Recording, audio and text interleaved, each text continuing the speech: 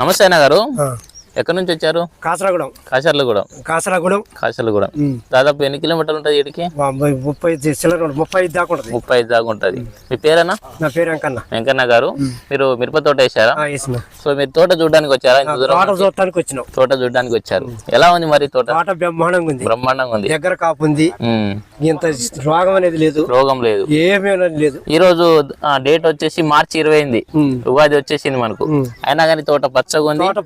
పచ్చగా ఉంది మనకు. చూడండి, తోట పచ్చగా ఉంది మనకు. ఎటువంటి ముడత అనేది లేదు. చివరి కొనల వరకు కూడా పిందెలు కనబడుతున్నాయి. అవును, కాయ సైజు ఎక్కడ తగ్గలేదు. కింద ఎట్లా ఉందో పైన కూడా అంతే ఉంది. సో మీరు ఇందులో ఏం గమనించారు? గమనించే తోటను చూసిన తోట మంచిగా ఉంది. తోట మంచిగా ఉంది. తేడా అయితే ఏం లేదు. తేడా అయితే ఏం లేదు. కాయ సైజ్ ఎట్లా ఉంది? సైజు బ్రహ్మాండంగా ఉంది. చెట్టు హైట్ ఎట్లా వచ్చింది? హైట్ కూడా ఉంది. అన్ని ఉన్నాయి దీంట్లో తేడా. ఓకే. సో చెట్టుకి మనకు దగ్గర కాప దూరం కాప? దగ్గర కాపేది. దగ్గర కాపు. మార్కెట్ కూడా హై రేట్ పలికిద్ది. సో మంచి చింతకాయలు కాసినట్టు కాసింది.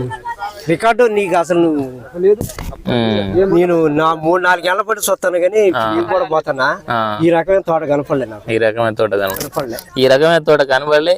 ఇంకోటి వచ్చేసి మనం బయట తోటకి ఈ తోట చూస్తుంటే అన్ని వాస్ అవుట్ అయినాయి, అన్ని మాడిపోయినాయి, అయిపోయినాయి. కానీ ఈ తోట మాత్రం ఇప్పటి వరకు చాలా బ్రహ్మాండంగా ఉంది అసలు.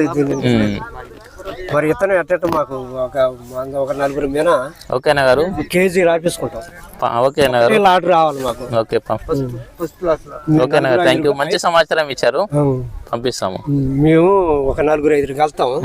మనిషి 30-40 తీసుకుంటాం.